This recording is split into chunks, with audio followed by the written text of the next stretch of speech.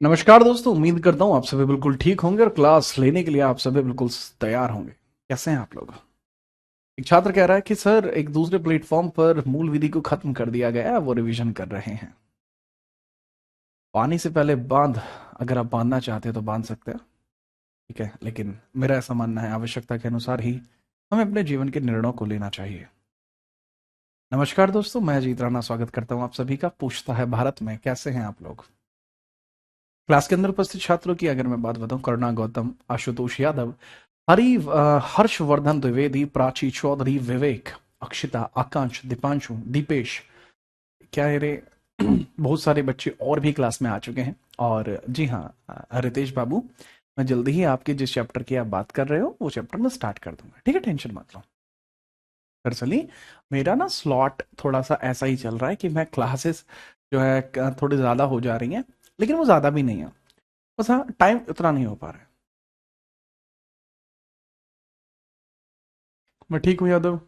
और कैसे हैं यादव जी आप? अर्पित। अर्पित और अर्पिता दोनों ही हैं भाई, आप बहन भाई हैं। चलिए स्टार्ट करते हैं क्लास को। बहुत बढ़िया लेवल की क्लास आपकी स्टार्ट होने जा रही है, ठीक है, और बहुत बेहतरीन तरीके से इस चीज को स्टार्ट करेंगे। गुरदासपुर से चीता आ चुका, नितिन, नितिन फ्रॉम पंजाब, गुरदासपुर, बढ़िया। तो सभी चैनल पे मूल विधि प्रारंभ होगी यार, सभी चैनल पे प्रारंभ होगी, मैं भी जल्दी ही प्रारंभ करूंगा, टेंशन मत लो। आज तक की न्यूज है क्या? स्टार्ट करिए।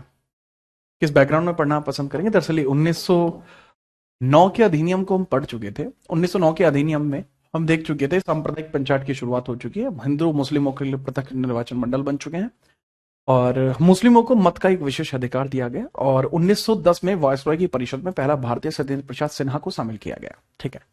अच्छा, इसी के अंतर्गत आप ये भी देखते हैं कि भाई ये वही समय था जब भारत के अंतर्गत हिंदू और मुस्लिम पक्षों से अलग अलग व्यक्ति को चुना जाता है। जैसे इसी अधिनियम के बाद जो कार्यकारी परिषद है, इसी अधिनियम के बाद जो कार्यकारी परिषद है, क्या बाबू, जो कार्यकारी परिषद है, कार्यकारी परिषद है, उस कार्यकारी परिषद या एग्जीक्यूटिव काउंसिल में, उस कार्यकारी परिषद या एग्जीक्यूटिव काउंसिल में, उस कार्यकारी परिषद या एग्जीक्यूटिव काउंसिल में हिंदू पक्ष की तरफ से एक अलग व्यक्ति आया एंड मुस्लिम पक्ष की तरफ से एक अलग व्यक्ति आया। अगर हम पूछें कि एग्जीक्यूटिव काउंसिल में जो हिंदू पक्ष की तरफ से व्यक्ति आया उनका नाम क्या था? सर, इसमें जो हिंदू पक्ष की तरफ से व्यक्ति आता है, हिंदू पक्ष की तरफ से व्यक्ति आता है, दैट वाज के सी गुप्ता। हिंदू जो थे दैट वाज के सी गुप्ता। एंड जो मुस्लिम पक्ष की तरफ से व्यक्ति आए that is Syed Hussain. And जो मुस्लिम पक्ष की तरफ से व्यक्ति आए हैं, जो मुस्लिम पक्ष की तरफ से व्यक्ति आए, मुस्लिम पक्ष की तरफ से व्यक्ति आए, that is Syed Hussain, that is Syed Hussain, ठीक है। चलिए, दैट इज सैयद हुसैन। सैयद हुसैन आपको देखने को मिल जाएगा। तो आपको कुछ इस प्रकार से बात लगती है, तो यहां देखने को मिलती है बात कुछ इस प्रकार से, right? Is there any kind of voice error? The person they are trying to get that there is a voice error. There is no voice error my boy, there is no voice error. अच्छा, मेरे ख्याल से आप इस बात को समझ पाए होंगे बाबू। इसके अंदर ये अपना अगला पॉइंट ऐड कर देना, इसके बाद ये एक्ट एंड हो जाएगा। अब हम आगे बढ़ेंगे अगले अधिनियम की तरफ। थैंक यू अखिलेश पाल। क्या ये क्लास सीजीएल के लिए इनफ है? जी हाँ, ये सीजीएल के लिए इनफ है, ठीक है। मार्ग में आने वाली बाधाओं से जल अपने मार्ग नहीं बदला करते हैं, ठीक है। मानवेंद्र, मन्नू, क्या हाल है आपके? You are a leopard person. मैं बहुत मारूंगा लैपर्ड। यहाँ ध्यान दे लो। तो हस्तिनापुर किस चीज के लिए फेमस था? हस्तिनापुर किस चीज के लिए फेमस था? किस टाइम पर, किस एरा की बात कर रहे हैं? पीरियड बताइए, किस टाइम पीरियड की बात कर रहे हैं? खैर, इस अधिनियम के बाद समझिएगा क्या होता है भारत के अंतर्गत, फिर किस प्रकार की चीजें चलती हैं। फिर आपको ना थोड़ा सा देखने को मिलता है कि बैकग्राउंड ब्लैक ही कर देते हैं, मेरे ख्याल से वो ना काफी डायनामिक सा बैकग्राउंड लग रहा है मुझे। ब्लैक, ब्लैक बैकग्राउंड पे पढ़ा देता हूँ। वैसे भी और किसी क्लास में ब्लैक बैकग्राउंड नहीं यूज कर रहा होता, मैं इस क्लास में करता हूँ। वो इसलिए यूज नहीं कर रहा होता, सामने वाली स्क्रीन का रिफ्लेक्शन आता है, ठीक है। मुस्लिम के नीचे सैयद हुसैन है उनका नाम, ठीक है। चलो, अब यहां समझिए बहुत ध्यानपूर्वक बात क्या है। 1914 में एक द्वितीय विश्व युद्ध की शुरुआत होती है। प्रथम विश्व युद्ध की शुरुआत होती है 1914 से 18। यह प्रथम विश्व युद्ध का कार्यकाल है। This is first World war tenure. यह प्रथम विश्व युद्ध का कार्यकाल है। प्रथम विश्व युद्ध का कार्यकाल, प्रथम विश्व युद्ध। तो भाई जी ये स्टार्ट होता है प्रथम विश्व युद्ध, ये इसी का कार्यकाल है, ये इसी का कार्यकाल है। ठीक है, this is called as First World War. This is called as First World War. First World War का टेन्योर है भाई ये। अब जो प्रथम विश्व युद्ध चलता है इसमें ना रिजल्ट क्या निकलता है बाबू, हम देखो मैं आपको बहुत ध्यान से बताता हूं जो प्रथम विश्व युद्ध में क्या हुआ, कैसे हुआ, ये सब चीज जितनी भी होती है, इसके बारे में जितनी भी आपकी स्पष्ट जानकारियां होती हैं, ये केवल और केवल किस बारे में, ये केवल वर्ल्ड हिस्ट्री के अंदर आती हैं। किसमें आती हैं बाबू? ये वर्ल्ड हिस्ट्री में आती है। वर्ल्ड हिस्ट्री में ये आप पढ़ते हैं वर्ल्ड हिस्ट्री में। और वर्ल्ड हिस्ट्री आपका सब्जेक्ट नहीं है, वर्ल्ड हिस्ट्री आपका सब्जेक्ट बिल्कुल भी नहीं है, तो आप वर्ल्ड हिस्ट्री नहीं पढ़ते हैं। ठीक है, आप वर्ल्ड हिस्ट्री नहीं पढ़ते हैं। ठीक है, I hope you understand this. तो सर इसका इंपैक्ट हम पढ़ते हैं, हम केवल इसका इंपैक्ट पढ़ते हैं कि इसकी वजह से भारत में क्या बदलाव, क्या सुधार हुआ, कैसे हुआ। तो जब प्रथम विश्व युद्ध का समापन होता है, इसका समापन किसके साथ होता है? प्रथम विश्व युद्ध का समापन या कंप्लीशन किस प्रकार से होता है? कंपाइलेशन, कंपाइलेशन या कंप्लीशन। जो इसका कंप्लीशन होता है, इसका समापन होता है, समाप्त होता है। ठीक है, इसका निष्कर्ष निकलता है, उसके बारे में बात करते हैं। वो देखने को मिलता है आपको क्या सर जी? आपको देखने को मिलता है कि यहां पर एक संधि होती है, संधि, ट्रीटी ऑफ वॉर्सॉय। ट्रीटी ऑफ वॉर्सॉय, वॉर्सॉय संधि आपको देखने को मिलती है। वॉर्सॉय संधि 1919 में होती है भाई। वॉर्सॉय संधि ब्रिटेन और फ्रांस के बीच में होती है, जिसके बाद ये शांति स्थापित हो जाती है। वॉर्सॉय संधि की अगर मैं बात करूं, इसको इंग्लिश में लिखा जाता है treaty of Versailles. Treaty of Versailles, Versailles, Versailles treaty इसको बोला जाता है। ठीक है, चलिए अब इसको ट्रीटी ऑफ वार्सलीज को वॉर्सॉय संधि कहा जाता है। वॉर्सॉय संधि कहा जाता है। ठीक है, वॉर्सॉय संधि कहा जाता है। मेरे भाई वॉर्सॉय संधि का ही आउटपुट क्या निकलता है? वॉर्सॉय संधि का आउटपुट क्या निकलता है? वॉर्सॉय संधि का आउटपुट निकलता है लीग ऑफ नेशन। क्या निकलता है बाबू? League of nation. League of nation, league of nation इसका आउटपुट निकलता है। League of nation, league of nation इसका आउटपुट निकलता है। लीग ऑफ नेशन इसका आउटपुट निकलता है।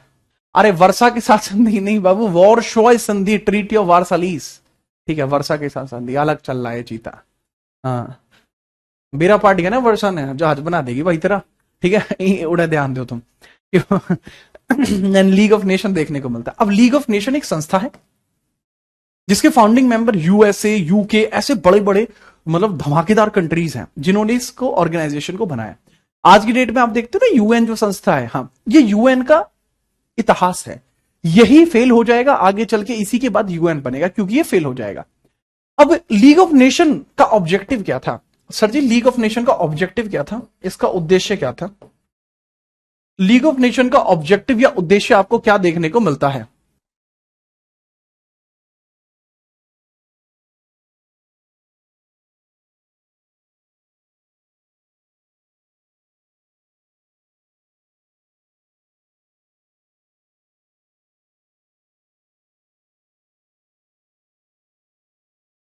इसका उद्देश्य आपको क्या देखने को मिलता है?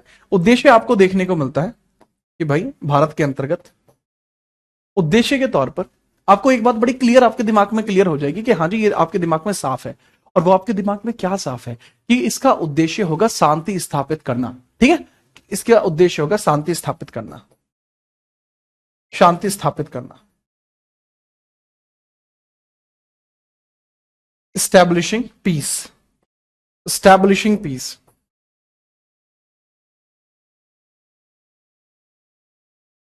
स्टैब्लिशिंग पीस, स्टैब्लिशिंग पीस, शांति स्थापित करना। ठीक है सूरज, बात को ध्यान से समझिए। सर जी एक बात बताऊं, लीग ऑफ नेशन का जो सदस्य था वो ब्रिटेन भी था, और ब्रिटेन जो था वही भारत के ऊपर राज भी कर रहा था। क्या भारत के लोग ब्रिटेन के शासन से खुश थे? नहीं थे। तो भैया क्योंकि भारत के लोग ब्रिटेन के शासन से खुश नहीं थे, तो शांति उन लोगों में नहीं थी। तो भारत में शांति लाना जरूरी था। लीग ऑफ नेशन का एक प्रेशर ब्रिटेन के ऊपर है कि आप बाद में विश्व में शांति लेके आओगे, पहले जहां पे तुम्हारे शासन है, जहां तुम्हारी कॉलोनीज है, वहां तो शांति लाओ। तो ये एक प्रेशर है, किसके ऊपर है ये प्रेशर? ब्रिटेन के ऊपर ये प्रेशर आपको देखने को मिल रहा है। ठीक है, ये समझ में आ गया? फटाफट नोट करिए।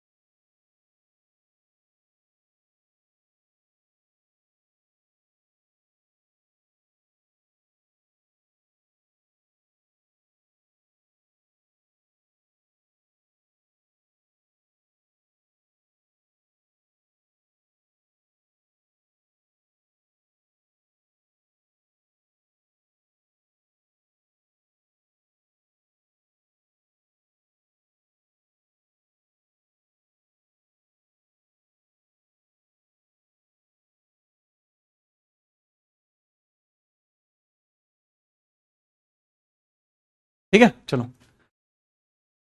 वॉइस नहीं आ रहा। अरे एक बालक था, उसको बात करनी थी। ठीक है, आवाज नहीं आ रही थी, अब सही हो गई। सर क्या नोट्स बनाऊं, इसमें समझ में नहीं आ रहा। भरतपाल नाम का बेटा। बेटा भरत कौन सी क्लास है आपकी? है पहली क्लास है? पहले शुरुआत से क्लास देखो बाबू, ठीक है? और थोड़ा सा ना बाबू आप अपनी अंडरस्टैंडिंग डेवलप करो बाबू। है जब शुरुआत से क्लास में देखोगे, बीच में से देखोगे, समझ में आ जाएगा। मूवी इंटरवल के बाद देखते हो, शुरुआत से देखते हो? अच्छा, शुरुआत से देखो। है सीधा सेंटेंस बनाना सीखा था, शब्दों का मतलब नहीं सीखा पहले, वो सीखो। ठीक है सर, आप सैड क्यों लग रहे हो? श्रुति, तुम्हें लगता है कि कोई भी चीज मुझे सैड कर सकती है? नहीं, ऐसी कोई बाधा ही नहीं बनी। ठीक है, चलिए आगे बढ़ते हैं। ये चीज, इसके बाद हम आगे बढ़ते हैं बहुत बेहतरीन ढंग से। अब भारत के अंदर ना शांति स्थापित करने की बात आएगी। अब भारतीय लोग डिमांड कर रहे हैं कि भारत में प्रशासन भारत में रहकर होना चाहिए। इसके बाद ही भारत में 1919 का अधिनियम आया। भारत में 1919 का, भारत में 1919 का भारत शासन अधिनियम आया। 1919 भारत शासन अधिनियम आया।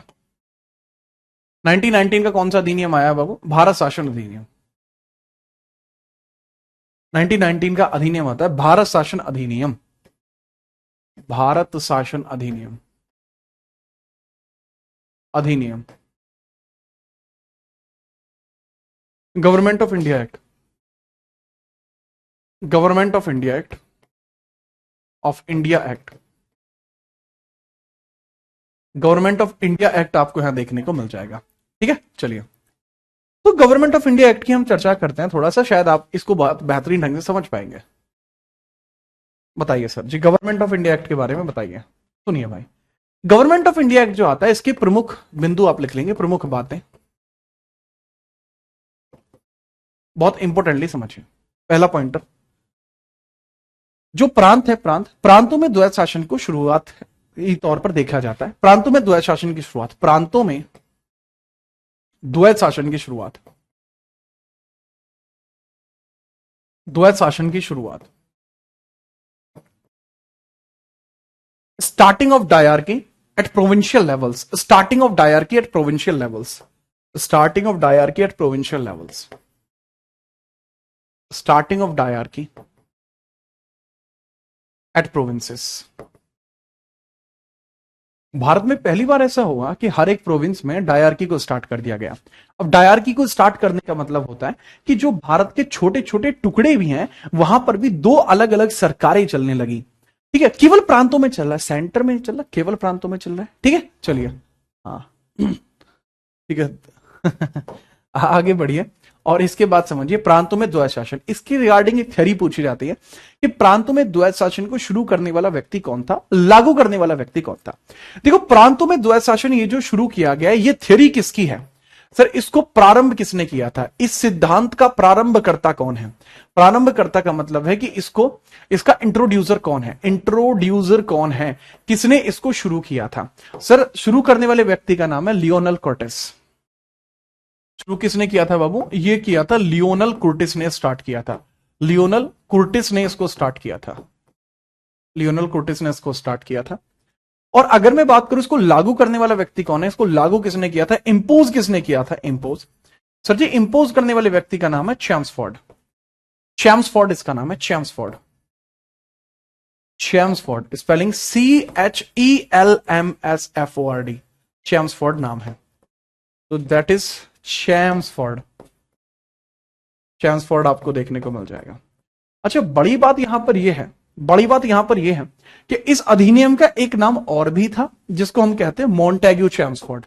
इसी अधिनियम को एक नाम और दिया जाता है Montagu Chelmsford. Montagu Chelmsford, Montagu Chelmsford. क्यों कहते हैं इसको ये नाम? क्योंकि भाई इस समय जो माउंटेग्यू था, इस समय जो माउंटेग्यू था वो आपको कौन देखने को मिलता है? भारत राज्य सचिव। और जो चैम्सफोर्ड था वो कौन देखने को मिलता है? वायसरॉय। तो चैम्सफोर्ड हो जाएगा वायसरॉय और ये हो जाएगा इंडिया स्टेट सेक्रेटरी। ये वायसरॉय है और ये भारत राज्य सचिव है, इसलिए ऐसा कहा जाता है। ठीक है, चलिए अब इंपॉर्टेंट सी बात यहां से बनती है इसके बाद कि महिलाओं को वोट डालने का अधिकार मिल गया। अब तक महिलाएं वोट नहीं डाल सकती थी, अब महिलाओं को वोट राइट्स मिले। अच्छा कहा जाता है कि जो महिलाओं को वोट राइट्स मिले हैं वो केवल स्वर्णा महिलाओं को मिले हैं। स्वर्णा महिलाएं यानी कुलीन वर्ग की महिलाएं। ठीक है, याद रखना। ठीक है, चलो ठीक है। अब जैसा मैंने बताया महिलाओं को वोट राइट दिया गया, महिलाओं को मतदान का अधिकार, महिलाओं को मतदान का अधिकार, मतदान का अधिकार, vote rights to women, vote rights to women, vote rights to women, vote rights to women. महिलाओं को वोट का अधिकार मिला, वोट राइट्स मिले महिलाओं को। तो ये बहुत जरूरी हो गया कि महिलाएं जितनी भी हैं वो वोट राइट कर सकती हैं। ठीक है, चलिए बहुत बेहतरीन। लेकिन अगर मैं बात करूं विश्व में पहली बार यह अधिकार किसको मिला था? विश्व में पहली बार, अगर मैं बात करूं विश्व में पहली बार यह अधिकार किसको मिला था? सर विश्व में पहली बार ये न्यूजीलैंड में मिला था। न्यूजीलैंड में मिला था 1893 में, 1893 में मिला था यह। आगे पूछा जाता है कि इस समय ना हुआ ये कि भारत में प्रत्यक्ष चुनाव की स्टार्टिंग भी की गई। कुलीन वर्ग क्या होता है? कुलीन वर्ग का मतलब होता है हाई क्लास। ये बात जरा ऊंचे लेवल की है। जो हाई क्लास महिलाएं होती हैं, ठीक है, आज की डेट में जैसे कह सकते हैं जर्नल वर्ग की महिलाएं, ऐसे स्वर्णा महिलाएं बोलते हैं उनको, स्वर्णा। अच्छा यहां मैंने बताया कि प्रत्यक्ष चुनाव की शुरुआत कराई गई, प्रत्यक्ष चुनाव प्रणाली की शुरुआत हुई, प्रत्यक्ष चुनाव प्रणाली की शुरुआत हुई, प्रत्यक्ष चुनाव प्रणाली की शुरुआत हुई, प्रत्यक्ष चुनाव प्रणाली की शुरुआत की गई, शुरुआत की गई। प्रत्यक्ष चुनाव प्रणाली का मतलब हो जाएगा कि भाई डायरेक्ट इलेक्शन सिस्टम स्टार्ट किया गया, डायरेक्ट इलेक्शन सिस्टम स्टार्ट किया गया, इलेक्शन सिस्टम स्टार्ट किया गया, डायरेक्ट इलेक्शन सिस्टम स्टार्ट कर दिया गया कि भाई इलेक्शन जो होगा वो डायरेक्ट बेसिस पर होगा। ठीक है, अब तक इनडायरेक्ट, अगर अब मैं आपसे सवाल पूछना चाहता हूं जो बच्चे पुराने हैं, ठीक है, चलो जो अब एक बच्चा कह रहे प्रांतों में द्वैध शासन का मतलब क्या है? एग्जाम्पल मैं आज का लेता हूं दीपक। जैसे आज की डेट में आपके जिले के अंदर जिला प्रमुख कोई और बनता है और आपकी राज्य के अंदर मुख्यमंत्री कोई और बनता है। यह होता है प्रांतीय द्वैध शासन जो यहां पे शुरू हुआ है कि जिले को कोई और संभालेगा और राज्य को कोई और संभालेगा। दिमाग में बात आई बाबू इतनी? हाँ, बहुत बेहतरीन। अब प्रत्यक्ष चुनाव की शुरुआत होती है, डायरेक्ट इलेक्शन की स्टार्टिंग होती है यहां से, इसको भी नोट कर लेना। ठीक है, इसको नोट कर लीजिएगा, इसको नोट कर लीजिएगा कि आपका डायरेक्ट इलेक्शन सिस्टम आपका यहां से स्टार्ट हो जाएगा बिना परेशानी के। मुझे नहीं लगता कि आपको इसमें कोई भी दिक्कत होगी। ठीक है, डायरेक्ट हम आगे बढ़ते हैं। ये समझ में आ गया ना? हाँ हाँ, 1892 जो आप पूछेंगे उसका आंसर, आय हाय क्या बात है उमेश, आपने तो मेरा दिल ही जीत लिया, आय हाय। ठीक है। हाँ जी, इनडायरेक्ट इलेक्शन की जो स्टार्टिंग हुई थी, इनडायरेक्ट इलेक्शन 1892 में शुरू हुआ था। अप्रत्यक्ष चुनाव कब शुरू हुआ था? अप्रत्यक्ष चुनाव, इनडायरेक्ट इलेक्शन वो 1892 में शुरू हुआ था। इनडायरेक्ट स्टार्ट होता है 1892 में। बेहतरीन, ठीक है। चलिए, इस समय 8 प्रांत हुआ करते थे इस दौरान। इस समय 8 प्रांत हुआ करते थे, 8 प्रांत कुल थे इस प्रकार। इस समय 8 प्रांत हुआ करते थे। टोटल प्रोविंस कितने थे? Total province were 8 at that time. Total province कितने थे बाबू? वर 8 at that time. Total province were 8 at that time. जी हाँ, शाबाश। आगे हम बढ़ते हैं कि सिविल सेवा की शुरुआत भी यहीं से होती है, ठीक है। सिविल सेवा की शुरुआत भी इसी समय होती है।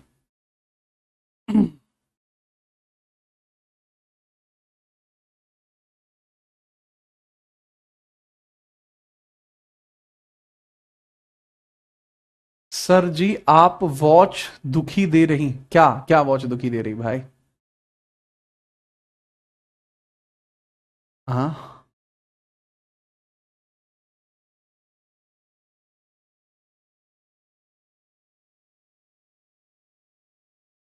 भाई, विश्व में पहली बार 1893 में महिलाओं को वोट राइट मिला था न्यूजीलैंड में, ये कह रहा हूं मैं यहां पे। स्टार्ट कर रहा हूं। प्रांत का मतलब क्या होता है? प्रांत का मतलब होता है कोई भी क्षेत्र, कोई भी एरिया प्रांत कहलाता है। प्रांत मतलब any area. Now we are moving further. इसी एक्ट के बारे में अन्य बातें करते हैं, जैसे भारतीयों में 1919 अधिनियम आने के बाद, 1919 अधिनियम के बाद भारतीयों ने भारत में सिविल सेवा परीक्षा की मांग की थी। भारत में सिविल सेवा परीक्षा की मांग की थी।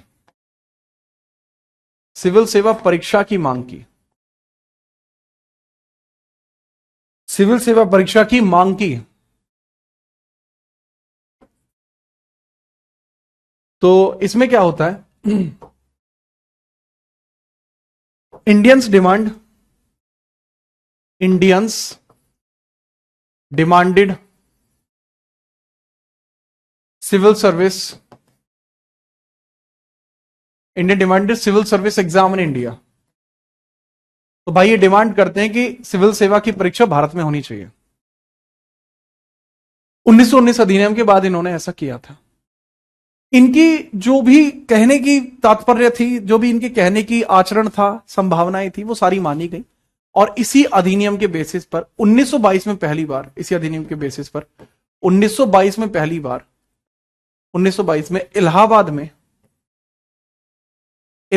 में परीक्षा का आयोजन किया गया। इलाहाबाद में परीक्षा का आयोजन किया गया। परीक्षा का आयोजन किया गया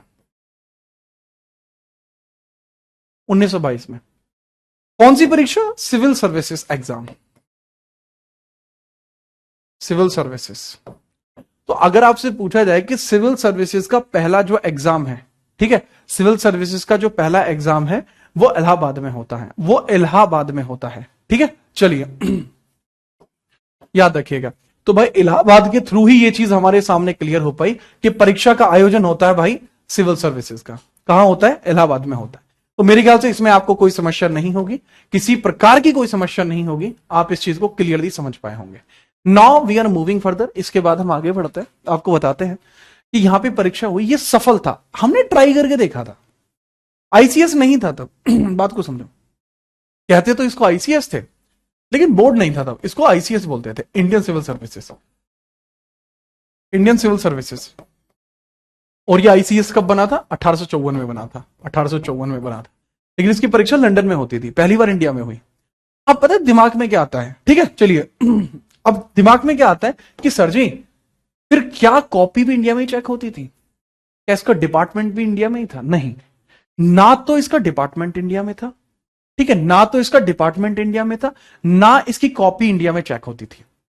अच्छा, फिर क्या हुआ माट साहब? भैया इसके लिए 1923 में एक समिति गठित की जाती है। 1923 में, 1923 में एक समिति गठित की गई। 1923 में ली समिति का गठन हुआ। कौन सी का?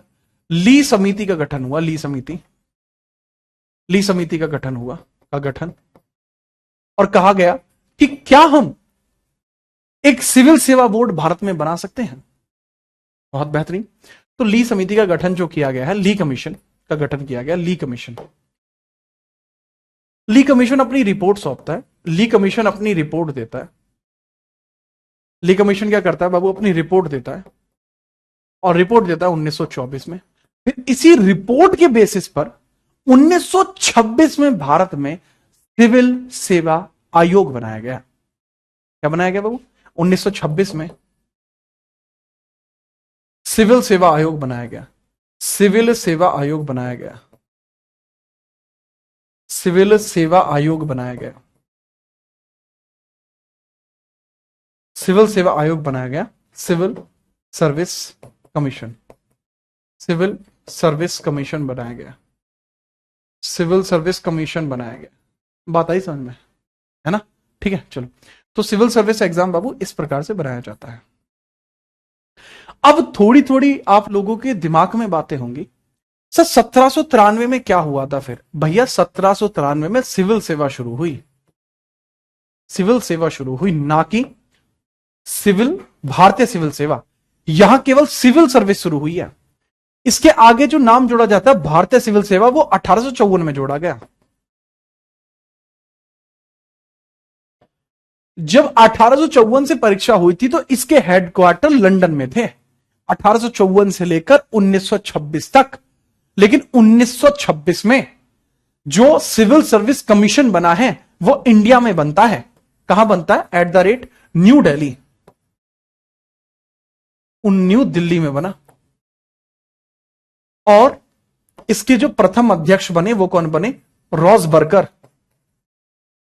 अध्यक्ष बने रॉस बर्कर।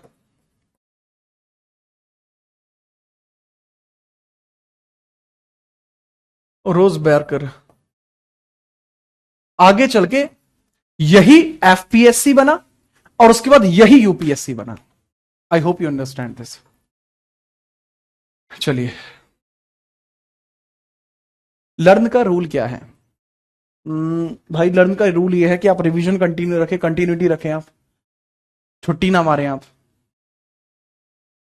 ठीक है, 1893 से भारतीय भी शामिल हो सकते थे, नहीं 1854 के बाद भारतीय शामिल हुए हैं। 1854 से पहले भारतीय शामिल नहीं हो रहे थे।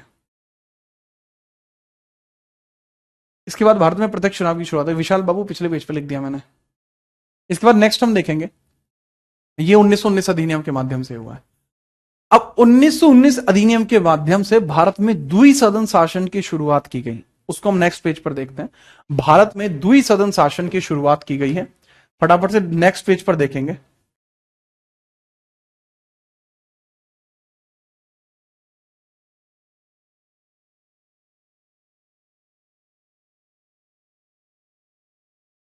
बताएं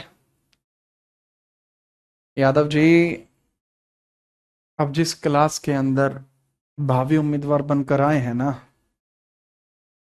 ठीक है, इस क्लास के बच्चे ऑफिसर्स हैं मेरी नजरों में। तो जिस क्लास में आप कल हमसे मिले थे वहां भावी लोग आते हैं, और जिस क्लास में आज आप हमसे मिल रहे हैं यहां ऑफिसर्स आते हैं। चलिए क्लास को स्टार्ट करते हैं। इसके बाद नेक्स्ट वाले पॉइंट से, अगर आप देख चुके हैं तो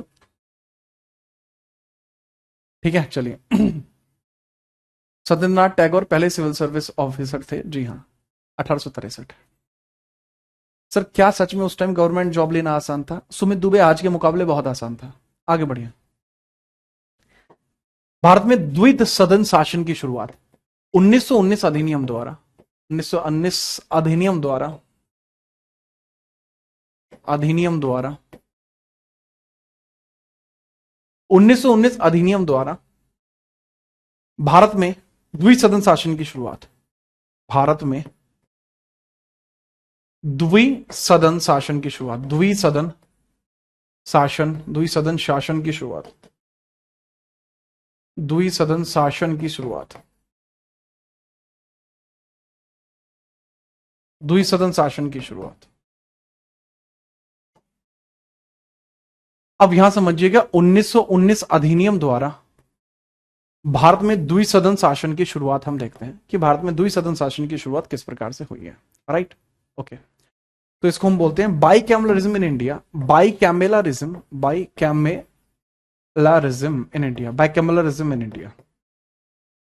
अब ये बाइकैमलरिज्म क्या होता है? मतलब देखो, आप मेजरली देखते हो कि भारत के अंदर जो भी आप कह सकते हैं शासन चलता है, क्या वो द्विसदन से चलता है? मतलब द्विसदन का तात्पर्य समझिए। द्विसदन का मतलब होता है जहां दो दो सदन हो, बाई कैमलरिज्म।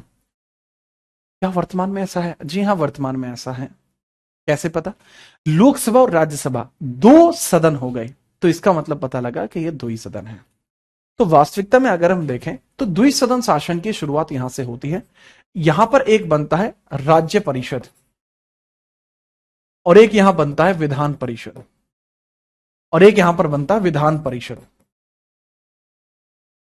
ये दो प्रकार से आपका क्रिएट हो गया। ठीक है, अब इसको आप आज की डेट से मैच नहीं करेंगे, आज भी कुछ ऐसे सिमिलर नाम हैं। ठीक है, याद रखना। अब बहुत ध्यान से समझिएगा, इसको बोलते हैं स्टेट काउंसिल, इसको बोलते हैं लेजिस्लेटिव काउंसिल, लेजिस्लेटिव काउंसिल। एक को स्टेट काउंसिल बोलेंगे, एक को लेजिस्लेटिव काउंसिल बोलेंगे। अब राज्य परिषद को कहा जाता था उच्च सदन, इसको कहा जाता था बाबू उच्च सदन, इसको कहा जाता था निम्न सदन, इसको कहा जाता था निम्न सदन। उच्च सदन और निम्न सदन, इसको अलग अलग इस प्रकार से दो नाम दिए जाते थे। ठीक है, चलिए। ओके बाबू प्रवीण, ठीक है। अब जो राज्य परिषद है, इसके अंदर कुल सदस्य कितने हैं? 145। इसमें कुल सदस्य कितने हैं? 145। इसमें कुल सदस्य देखिए 145 लोग हैं। और बच्चे इसके अंदर सॉरी, इसके अंदर 60 लोग हैं, क्योंकि अपर हाउस है ना। हाँ, तो इसके अंदर 60 लोग हैं। और वहीं अगर मैं बात करूंगा यहां, इसमें आपके 145 लोग हैं। तो ये कुछ इस प्रकार से है। कुछ चयनित होंगे, कुछ ऐसे होंगे जो चयनित होंगे, कुछ ऐसे होंगे जो यहां पर चुनाव लड़कर आएंगे। क्यों चुनाव लड़के क्यों आएंगे?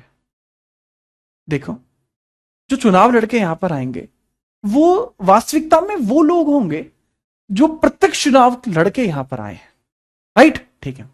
प्रवीण अग्निहोत्री नाम का एक छात्र है। प्रवीण बच्चे, मैं अभी आपको जवाब दूंगा, पहले ना इसको नोट कर लो आप। अब यहां पे समझिएगा कि यहां पर जो 60 सदस्य हैं, इसमें से 34 ऐसे हैं जिन्होंने चुनाव लड़ा है, इलेक्ट हुए हैं, और 26 ऐसे हैं जिनका चयन हुआ है, जो नॉमिनेट हुए हैं, नॉमिनेट हुए हैं। लेजिस्लेटिव में 145 में से 104 ऐसे लोग हैं जिनके लिए चुनाव हुआ है, जिनके लिए क्या हुआ है बाबू? चुनाव हुआ है। और 41 ऐसे लोग हैं जिनका चयन हुआ है, जिनका कोई चुनाव नहीं हुआ, जिनका चयन हुआ है। I hope you understand this. ठीक है, चलिए। एक प्रवीण नाम का एक छात्र है। प्रवीण मेरे बाबू, ये मेरा पहला बैच नहीं है कि मैं पहला बैच पढ़ा रहा हूं, नहीं। ठीक है, और ऐसा भी नहीं है जो मैं पढ़ा रहा हूं इसे पढ़ के आप चीजें नहीं कर पाएंगे। ठीक है। ये मेरा 67वां बैच है पॉलिटी का। इससे पहले मैं 66 टाइम क्लास ले चुका हूं। ठीक है। और प्रवीण, आपकी गलतफहमी दूर करना चाहूंगा छात्र, कि जो चीजें मैं यहां पढ़ा रहा हूं, सेम इससे डेप्थ पे जाके पीएससी बैचेस में मैं पढ़ाता हूं, इससे कहीं अधिक जाके मैं यूपीएससी बैचेस में पढ़ाता हूं। ठीक है, तो दरअसल मैं आपको गलत नहीं ठहरा रहा। ठीक है, मैं दरअसल आपको सिर्फ यह बताना चाहता हूं, वत्स, जो चीजें आपको अभी पता हैं उनका स्तर अभी बेहद कम है। चीजों में सुधार संभव है, वो ना सिर्फ यहां पर बल्कि आपके पास भी संभव है। तो मैं भी चीजों के अंदर बदलाव, सुधार दोनों लाता रहता हूं। अपेक्षा है कि आप भी उस प्रकार से अपनी शब्दकोश में प्लस अपने ज्ञान कोश में बढ़ोतरी करते रहेंगे। ठीक है वत्स, क्योंकि जरूरी यह है कि ऐसा नहीं है कि जो मुझे पता है वही परिपूर्ण है, या जो आपको पता है वही परिपूर्ण है। ठीक है, तो उसमें बदलाव जरूरी है। अरे अरे, प्रवीण को कोई कुछ नहीं कहेगा, यहाँ बात को ध्यान से सुनो। अब यहाँ जैसे कुछ छात्रों का कहना है, मैं ऐसे नाम नहीं लेता, ठीक है, बट नाम लेना पड़ा क्योंकि वो छात्र बहुत इंसिस्ट कर रहा था कि खैर छोड़िए, यहाँ पे समझिए। इलेक्ट होके आता है, इलेक्ट कैसे हुआ था, वो डायरेक्ट इलेक्शन उसका हुआ था, ठीक है, चलिए, डायरेक्ट इलेक्शन उसका हुआ था। और यहां पर ये जो हुआ है, नॉमिनेट कैसे हुए, ये ब्रिटिश अधिकारी नॉमिनेट कर रहे हैं, ब्रिटिश अधिकारी नॉमिनेट कर रहे हैं। मतलब ब्रिटिश अधिकारी क्या, ब्रिटिश अधिकारी का कोई व्यक्ति है, ठीक है, कोई कोई आदमी है, जैसे तुम हो, ठीक है, या मैं हूं। कल को जाके मैं ब्रिटिशर से जाके कह दूं कि यार मैं तुम्हारा मित्र हूं, और जो कोई थारा काम हो तो मेरे को बता दो, ठीक है, जो भी बात हो ना थारी, मेरे को एक बार बताओ, फिर देख लेंगे, ठीक है। तो ठीक है, बात होगी भैया कि जो भी बात है वो हम देख लेंगे, ब्रिटिशर से मिल लेंगे। तो मैं ब्रिटिशर्स का खास आदमी बन गया। तो जब चुनाव होंगे तो ब्रिटिशर्स मुझे अपॉइंट कर देंगे। क्या करेंगे बाबू, मुझे अपॉइंट कर देंगे बिना चुनाव लड़े, मुझे मुझे वाइल्ड कार्ड एंट्री दे देंगे ब्रिटिशर्स, ठीक है। तो याद रखना, उसको कहते हैं अपॉइंट करना। चुनाव के लिए चुनाव होते ही थे। अब बड़ी बात आती है कि यह है बाबू उच्च सदन, क्यों, क्योंकि इसमें ब्रिटिश अधिक थे, यह ब्रिटिश बहुल्य था, इसमें ब्रिटिश मेजोरिटी थी, यह ब्रिटिश बहुल्य था, ब्रिटिश बहुल्य, बहुल्य का मतलब होता है मेजोरिटी। तो that was British majority, that was British majority, ये ब्रिटिश मेजोरिटी थी बच्चे, ये ब्रिटिश मेजोरिटी थी, मेजोरिटी थी, that was British majority. Vidhan Parishad के अंदर आपको क्या देखने को मिल जाएगा, सर जी वो भले ही ब्रिटिश मेजोरिटी थी, बट इसको हम क्या कह सकते हैं सर, विधान परिषद के अंदर भारतीय अधिक थे, भारतीय अधिक थे, भारतीय बहुल्य था ये, इसमें इंडियन मेजोरिटी थी। अब क्योंकि इसमें इंडियन मेजोरिटी थी, इसी वजह से इसको क्या कहा गया, लोअर हाउस, इसको क्या कहा गया, लोअर हाउस इसको कहा गया। सवाल आएगा कि लोअर हाउस का जो गठन हुआ था, जो लोअर हाउस का गठन हुआ था, वो किस वर्ष किस माह में हुआ, यह दिसंबर में हुआ था, दिसंबर 1919 में इसका गठन हुआ। प्रथम गठन कब हुआ, प्रथम गठन कब हुआ, प्रथम गठन कब हुआ, दिसंबर 1919 में, 1919 में। अध्यक्ष कौन बना, प्रथम अध्यक्ष, देखो जी, प्रथम अध्यक्ष के तौर पर यहां जो व्यक्ति आते हैं वो आते हैं Frederick Whyte, Frederick Whyte, Frederick Whyte, Frederick Whyte आपको देखने को मिलते हैं, जो प्रथम आपको देखने को मिल जाते हैं प्रथम अध्यक्ष, प्रथम अध्यक्ष के तौर पर फ्रेडरिक व्हाइट। तो प्रथम अध्यक्ष के तौर पर आपको कौन देखने को मिलते हैं, ये आपको देखने को मिलते हैं प्रथम अध्यक्ष, ठीक है। चलो यह पूछ सकते हैं, तो ये आप प्रत्यक्ष तौर पर याद रखेंगे। इसके बाद इसमें भारत की तरफ से अलग अलग लोग, जैसे विट्ठल भाई पटेल भी गए हैं, मुस्लिम्स की तरफ से याकूब खान भी रहे हैं, ठीक है। तो ये लोग उसमें आपको देखने को मिल जाएंगे। सही तारीख 23 दिसंबर थी, जी हाँ 23 दिसंबर थी, 23 दिसंबर 1919। ठीक है, क्या हाल, बढ़िया चल रही है सर की क्लास।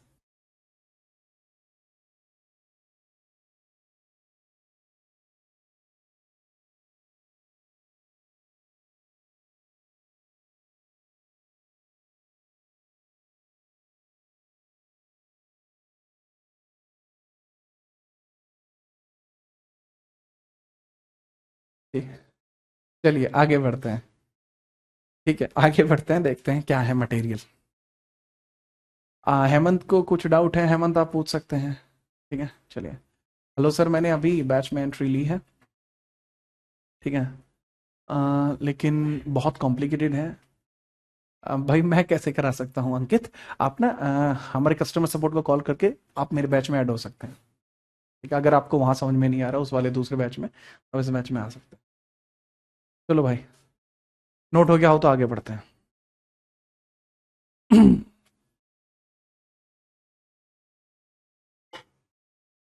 चलिए, अच्छा बात को समझिए, क्या भारतीय इस चीज से खुश होंगे, जो यहां पर चीजें आपको देखने को मिलती हैं, क्या भारतीय उस चीज से खुश हैं, ठीक है। नहीं, भारतीय इस चीज से खुश नहीं है, भारतीय बिल्कुल भी खुश नहीं है। भारतीयों का कहना है कि ये जो अधिनियम है यह पूर्णतः गलत है। अब बात को समझना सचिन, मैंने क्या बताया, भारतीय अपने इसने अधिनियम से खुश नहीं है, तो भारतीय इस अधिनियम का विरोध कर रहा है। ये बात जिसके दिमाग में आ गई वो बात बहुत तगड़े लेवल पे समझ जाएगा। ये वाला जो हिस्सा है ये भी मॉडर्न हिस्ट्री का है, बट मैं इसको बहुत स्पेसिफिक तरीके से समझाऊंगा। जैसे लिखूं केवल वैसे ही लिखना, उसके बाद हम बात करेंगे। देखो भाई, मैंने बताया कि आपका यह एक्ट लागू हुआ, 1919 अधिनियम लागू हुआ, परंतु भारतीय इससे खुश नहीं है। 1919 अधिनियम लागू हुआ, अधिनियम लागू हुआ, परंतु भारतीय खुश नहीं है। भारतीय खुश नहीं है, खुश नहीं है। ये फरवरी मार्च में ही लागू हो गया था, तो फरवरी मार्च की ही बात चल रही है। ठीक है, Indians were not happy, Indians were not happy, they are just denying this. Indians are not happy, are not happy. अब इंडियंस ने क्या कहते हैं, अपन लोग नहीं, अपन हैप्पी नहीं है, हम खुश नहीं है भाई। हम लोग क्या, हम लोग खुश नहीं है, इन लोगों का कहना है ये। अब जब ये कहा गया कि हम लोग खुश नहीं हैं, तो ऐसी परिस्थिति में क्या होगा? ऐसी परिस्थिति में होगा दरअसल ये मेरे भाई, कि यहां पर इंडियंस बेकाबू हो जाएंगे और वो ब्रिटिशर्स के खिलाफ कार्रवाई करना शुरू कर देंगे। तो यहां पर भारतीयों ने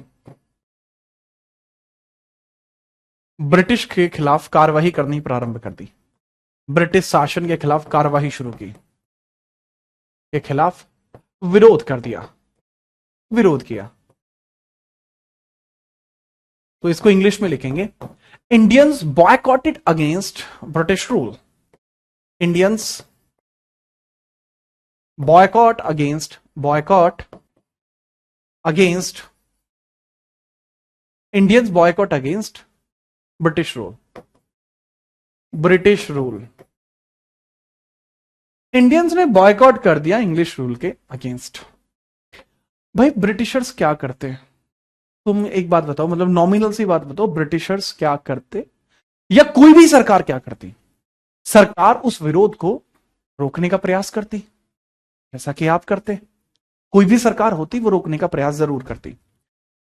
ब्रिटिशर्स गलत कर रहे हैं, सही कर रहे हैं, ये बात तो कोई मायने ही नहीं रखती, क्योंकि ब्रिटिशर्स का शासन ही पूरी तरीके से गलत है। तो यहां पे हमारे सामने, हमारे दिमाग में एक बात आती है कि यहां पर आपको यह पता लगेगा कम से कम कि यहां पर ब्रिटिशर्स के द्वारा भी वही किया गया जो एक सरकार करती है। ब्रिटिशर्स ने भारतीय विरोध को रोकने की कोशिश करी, लेकिन जब ब्रिटिशर्स के द्वारा इस विरोध को रोकने की कोशिश की गई, तो जहां घी सीधी उंगली से निकल सकता था, ब्रिटिशर्स ने उंगली शुरुआत में ही टेढ़ी कर दी। क्या किया? बात को समझना, तारीख पे तारीख देखना, 18 मार्च 1919, 18 मार्च 1919 रॉलेट एक्ट को पारित किया गया, और रॉलेट एक्ट को पारित किया गया, और रॉलेट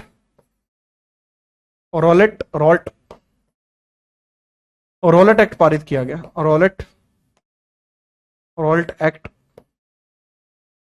पारित हुआ, रॉलेट एक्ट पारित हुआ, और 21 मार्च 1919 में यह लागू हुआ। रॉलेट एक्ट लागू हुआ, और रॉलेट एक्ट लागू हुआ, रॉलेट एक्ट लागू हुआ। जैसा मैंने बताया कि रॉलेट एक्ट लागू कब होता है मेरे भाई? सर यह 21 मार्च 1919 में रॉलेट एक्ट लागू होता है, राइट? जी हां। तो यहां पर आपको 21 मार्च के बारे में पता लगता है, ठीक है? चलिए, 21 मार्च 1919 के बारे में पता लगता है। अभी रॉलेट एक्ट क्या था? What was Rowlatt act? Rowlatt act, what was Rowlatt act? ये रॉलेट एक्ट आखिरकार क्या था? रॉलेट एक्ट आखिरकार क्या था? सर इसको 1917 में सिडनी रॉलेट ने बनाया था, 1917 में सिडनी रॉलेट ने बनाया था, सिडनी रॉलेट नाम के व्यक्ति ने बनाया था, सिडनी रॉलेट नाम के व्यक्ति ने बनाया था। और रॉलेट एक्ट का काम क्या था कि अगर विरोध प्रदर्शन बहुत अधिक बढ़ जाए तो ये उसको सेंटर में ले आएगा, ये उसको क्या कर देगा, ये उसको सेंट्राइज कर देगा, सेंटर में ले आएगा। दैट वाज रॉलेट एक्ट, ठीक है? इसको काला कानून भी बोलते हैं। इसी को क्या बोलते हैं बाबू? इस रॉलेट एक्ट को क्या बोलते हैं? काला कानून। इसी को ब्लैक लॉ भी बोलते हैं, डार्क लॉ भी बोलते हैं, काला कानून बोलते हैं, डार्क लॉ, ब्लैक लॉ, ठीक है? इसको बोलते हैं बिना वकील, बिना दलील, बिना तहरीर वाला बिल। ठीक है जी हाँ। अब जिसको गिरफ्तार कर दे उसको 2 साल तक बिना कारण बताए गिरफ्तार रखा जा सकता है। मान के लो पुलिस आई मुझे गिरफ्तार करके लेगी तो मुझे 2 साल तक गिरफ्तार रख सकती है। मेरे घर की तलाशी लेना चाहे तो बगैर वारंट के तलाशी ले सकती है। तो आर्टिकल 22 खत्म हो जाता है। सिडनी कौन था? सिडनी रॉलेट नाम का एक आदमी था जिसने ये एक्ट बनाया था। ठीक है, एक एडवाइजर था। ठीक है चलिए, ठीक है, नो अपील, नो दलील, ओनली जेल। बहुत बढ़ गया। अब इसके विरोध में, इसके विरोध में, इसके विरोध में सैफुद्दीन किचलू, सैफुद्दीन किचलू प्लस सत्यपाल मलिक, डॉक्टर सत्यपाल मलिक 10 अप्रैल में धरना कर रहे हैं। 10 अप्रैल में पंजाब में धरना कर रहे हैं। 10 अप्रैल में, 10 अप्रैल 1919 ये पंजाब में धरना कर रहे हैं। पंजाब में धरना प्रदर्शन, पंजाब में धरना, पंजाब में धरना कर रहे हैं। धरना यानी बॉयकॉट इन पंजाब, बॉयकॉट कर रहे हैं, बॉयकॉट इन पंजाब। किस चीज का बॉयकॉट कर रहे हैं बाबू? सर जी रोलेट एक्ट का बॉयकॉट कर रहे हैं। रोलेट एक्ट के अगेंस्ट ही बॉयकॉट कर रहे हैं। ठीक है, इनको 10 अप्रैल में अरेस्ट कर दिया जाता है। Arrested on 10 April, arrested on 10 अप्रैल। तो जैसे मैंने बताया arrested on 10 April, arrested on 10 अप्रैल 1919। 10 अप्रैल 1919 में इनका अरेस्ट हो जाता है, जैसा मैंने बताया सेम डे। अब जैसे ही इनका अरेस्ट होता है, अब ये कौन है सर? सत्यपाल कौन है बाबू? सुनो, ये 2 आदमी हैं, ठीक है, 2 व्यक्ति हैं जो भारत के स्वतंत्रता सेनानी की भूमिका निभा रहे हैं। आता ही समझ में? जी हाँ। आगे बढ़िए, आगे बढ़िए और आगे देखिए। जैसा मैंने बताया सैफुद्दीन किचलू। अब इसी वजह से, इसी के विरोध में 13 अप्रैल 1919 में लोग जलियांवाले बाग में एकत्रित हुए।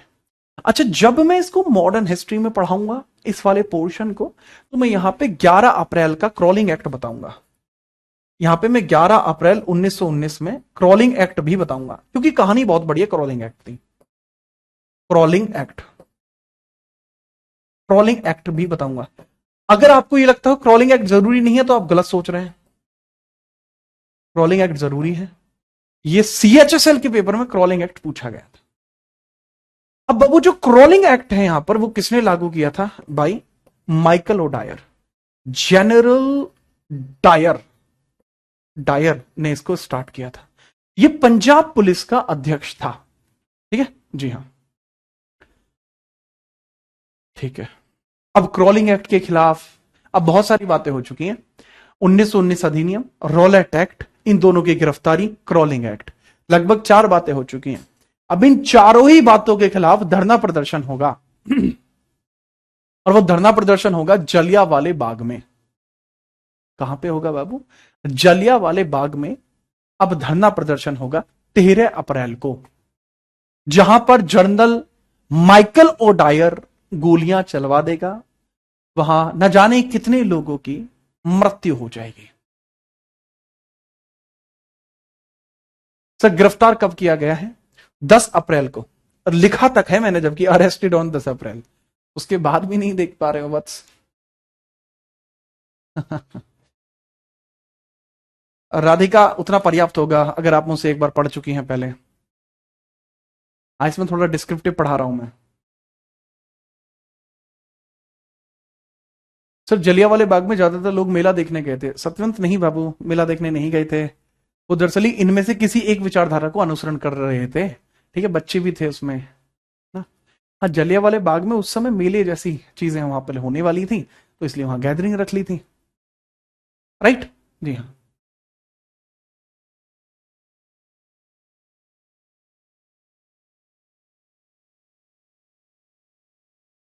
ठीक है, इसके बाद 13 अप्रैल को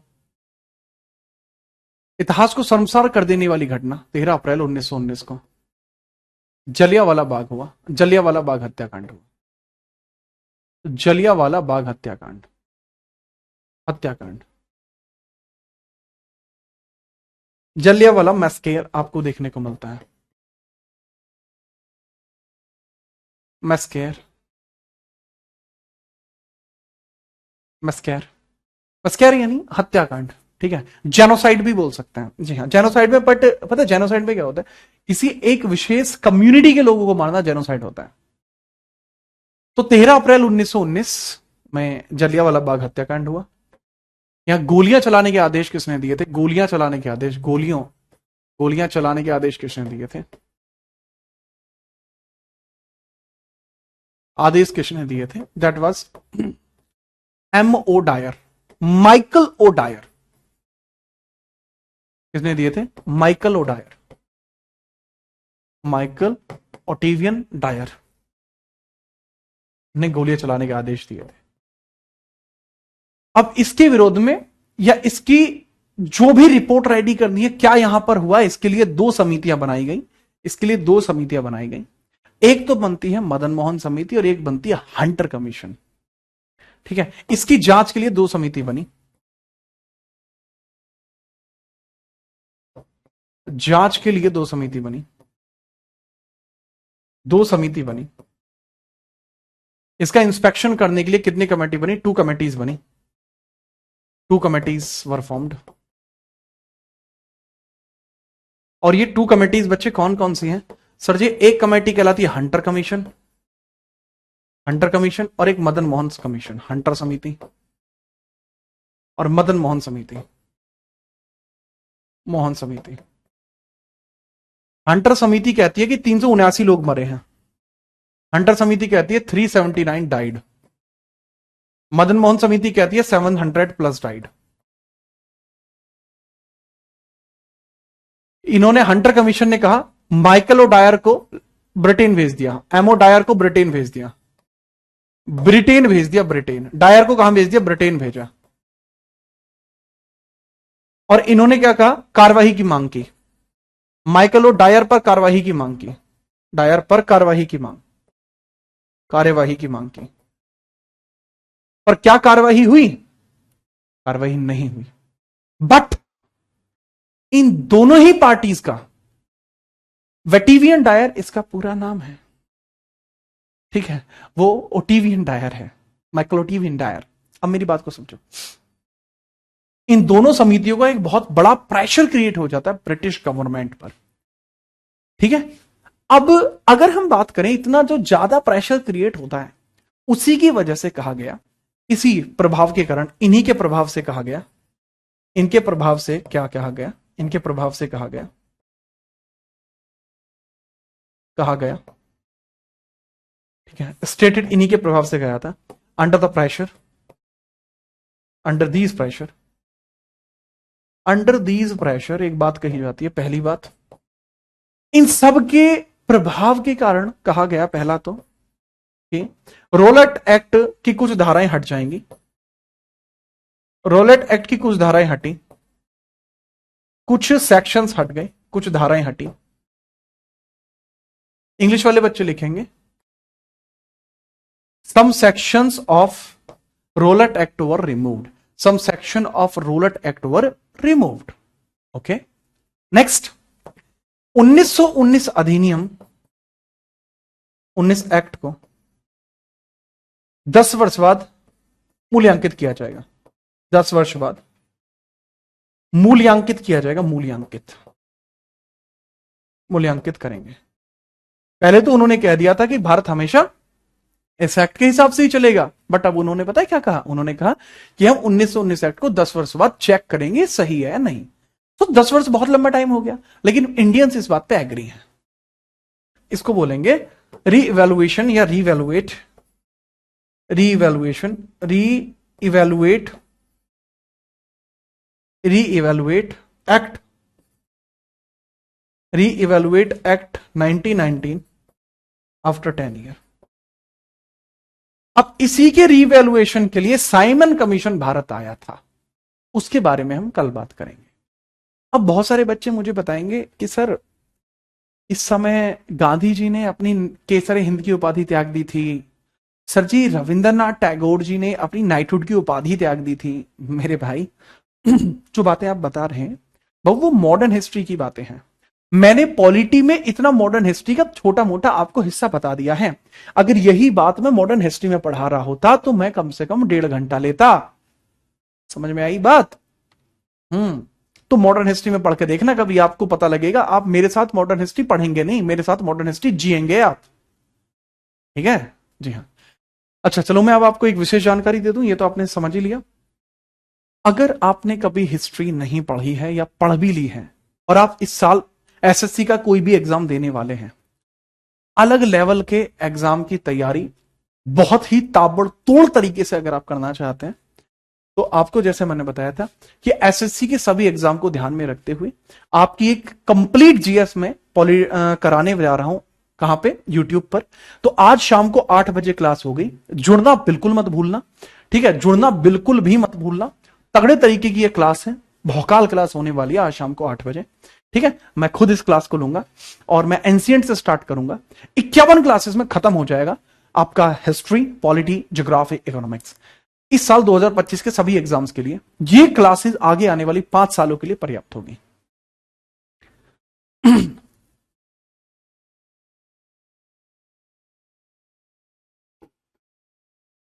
सर 71 बीपीएससी दूंगा। हाँ, आप पढ़ सकते हैं उस क्लास को। बीपीएससी के काफी बच्चे निकलते हैं यार मेरी क्लास में से।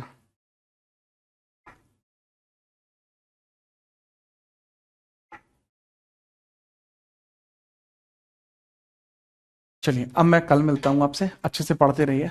ठीक है? चलिए, ठीक है, आगे बढ़ते हैं। तब तक के लिए ध्यान रखें अपना। जय हिंद, वंदे मातरम।